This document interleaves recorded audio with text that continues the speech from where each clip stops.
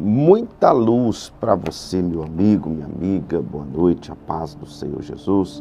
Shalom Donai, se tu uma grande bênção. Mais um dia, 41º dia da leitura da Escritura Sagrada, onde nós estamos buscando completar 365 dias do ano, lendo toda a palavra. Que Deus possa grandemente, através do Espírito Santo, falar contigo e desenvolver um potencial extraordinário dentro de você. Hoje nós vamos meditar em Hebreus capítulo 3. Hebreus 3? Deixa eu confirmar, não. Nós vamos meditar em Hebreus capítulo 7. Hebreus 7. Nós vamos ler Êxodo, capítulo 3 e 4. E vamos ler o Salmo de número 41. Amém? Vamos todos então, juntos, meditar na Escritura Sagrada,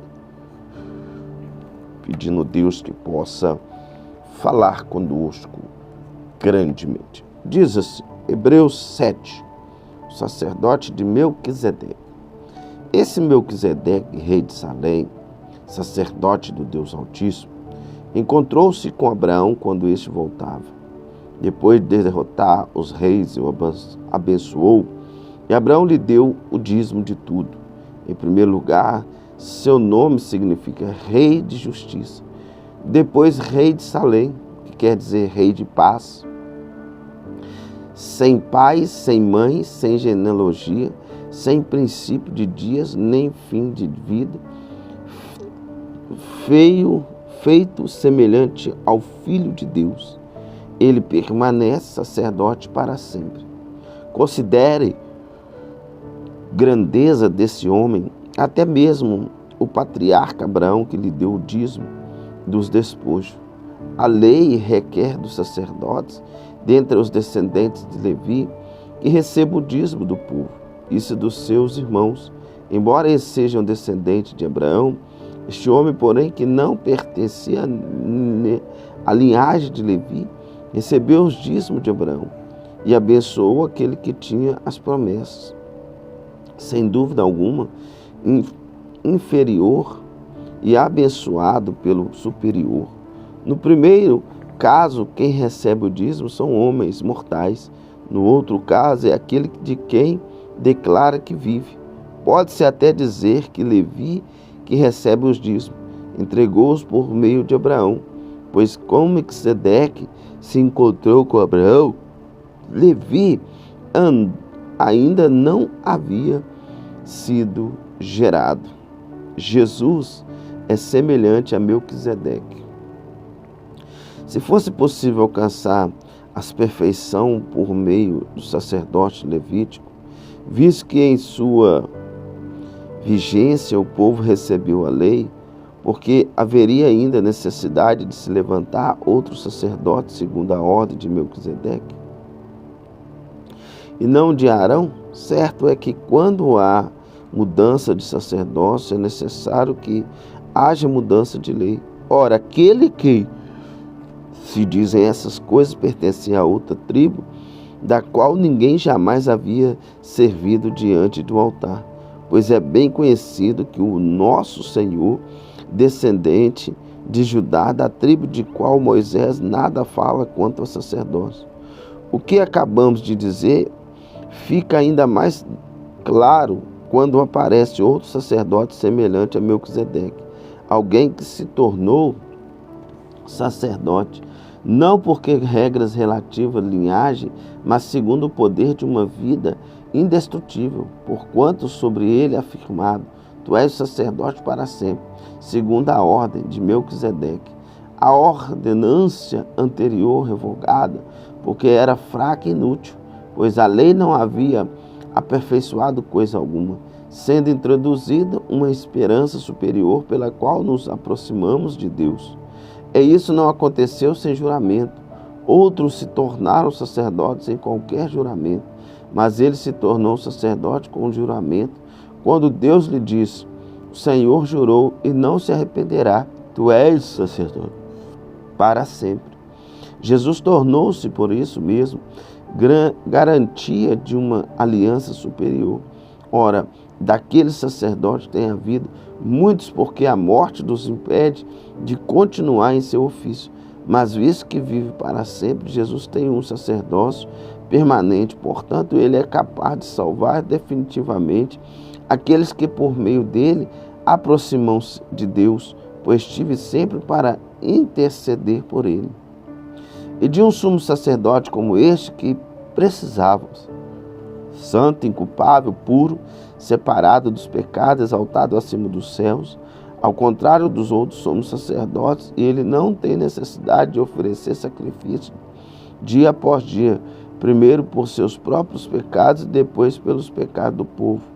E ele o fez uma vez por todas, quando a si mesmo se ofereceu, pois a lei constituiu sumo sacerdote homens que têm fraquezas, mas o juramento que veio depois da lei constitui filhos perfeitos para sempre. Forte essa passagem e essa explicação que Paulo traz sobre o rei Melquisedeque, né? Muito forte. Vamos lá, Êxodo capítulo 3 e capítulo 4. Moisés e a sarça em chamas. Moisés pastoreava o rebanho de seu sogro, Jetro, que era sacerdote de Mídia.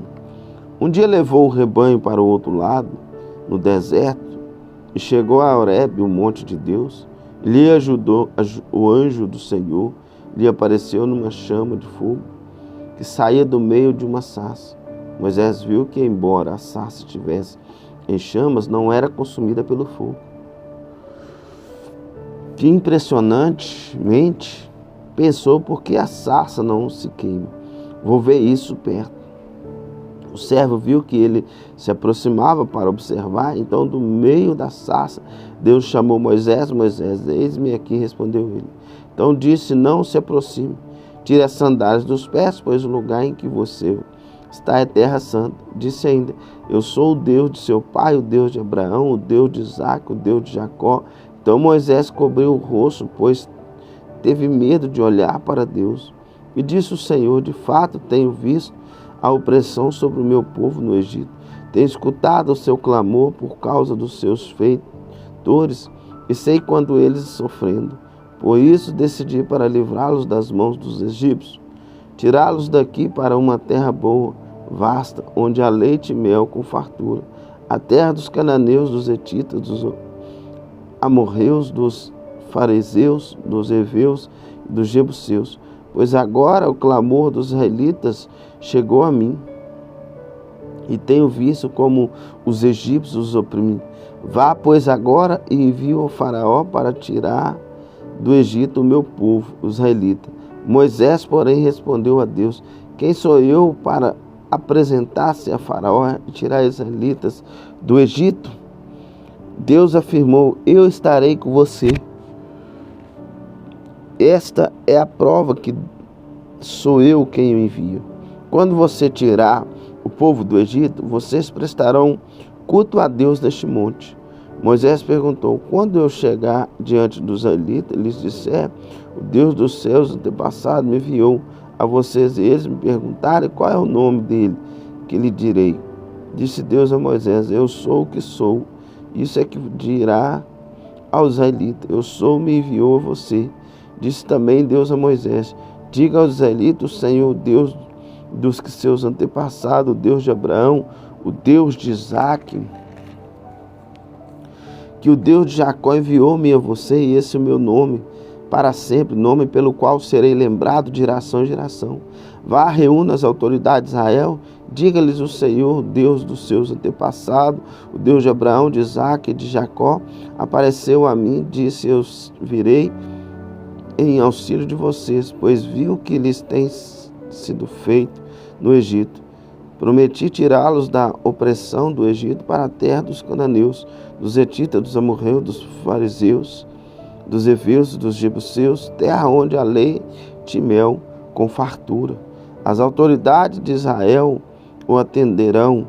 Depois você irá com elas ao rei do Egito Ele dirá: Senhor, Deus dos Hebreus, veio ao nosso encontro, agora deixe-nos fazer uma caminhada de 3 dias, adentrando o deserto, para oferecer um sacrifício ao Senhor, o nosso Deus. Eu sei que o rei do Egito não o deixará sair, a não ser que uma poderosa mão force.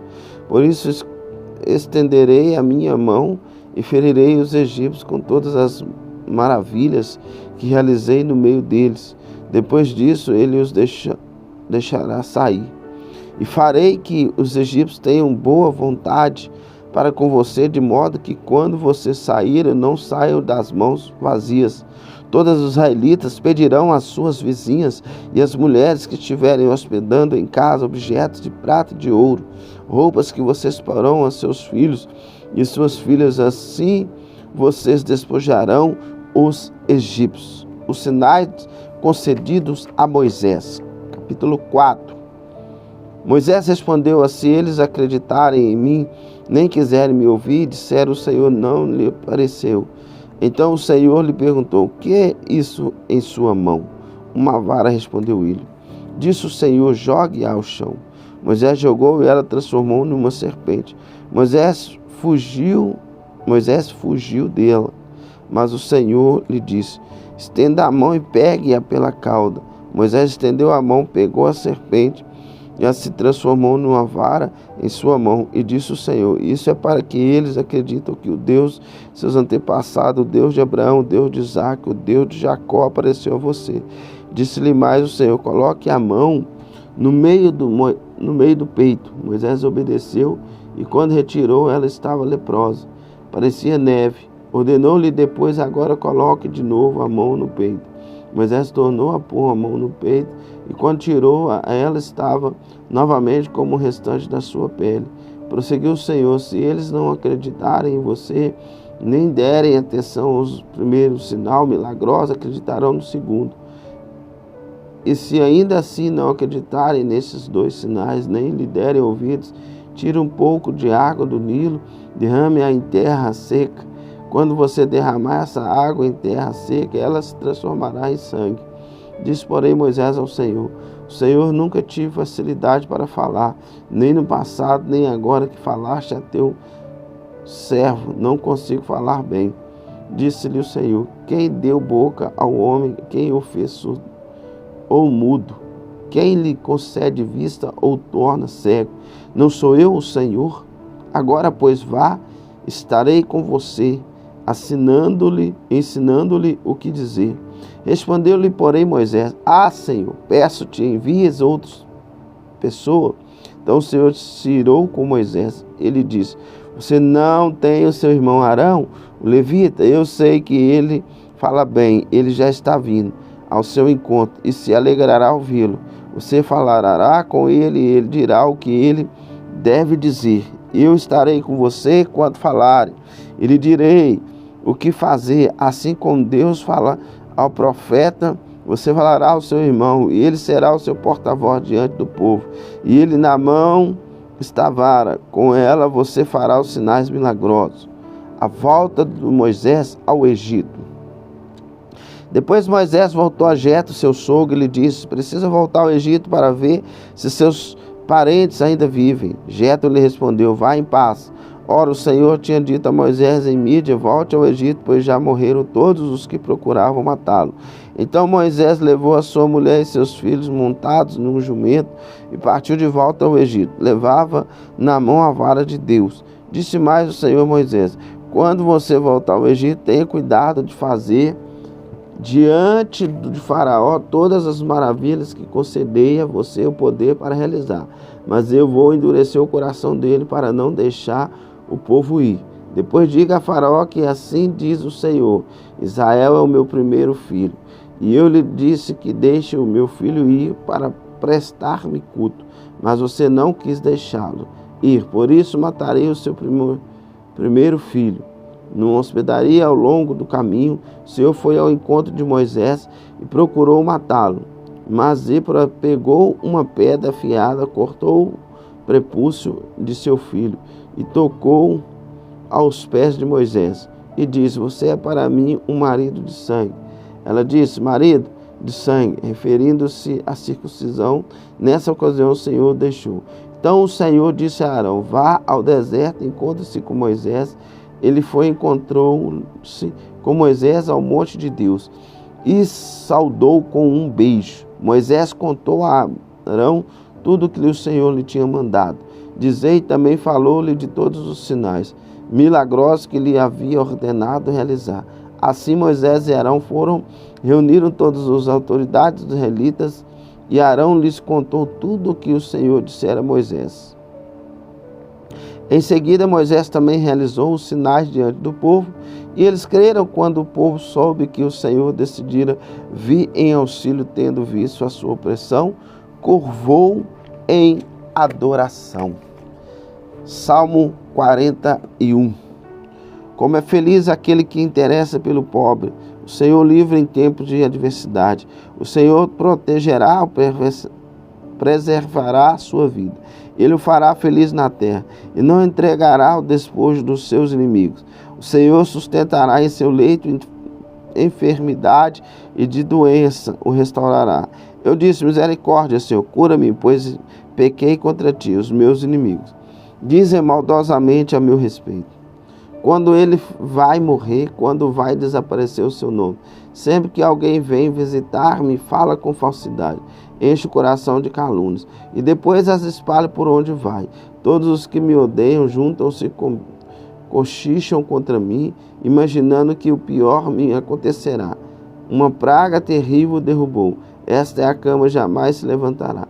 Até o meu melhor amigo, em quem eu confiava, que partilhava o meu pão, voltou-se contra mim. Mas tu, Senhor, tem misericórdia de mim. Levanta-me para que eu lhe retribua. Sei que me queres bem, pois o meu inimigo não triunfa sobre mim. Por causa da minha integridade que me sustenta e me põe na sua presença para sempre. Louvado seja o Senhor, Deus de Israel, de eternidade em eternidade. Amém, amém. Que Deus nos abençoe. Que Deus continue nos alimentando, nos protegendo. Segue firme, segue crente, porque a vitória é sua, em nome de Jesus.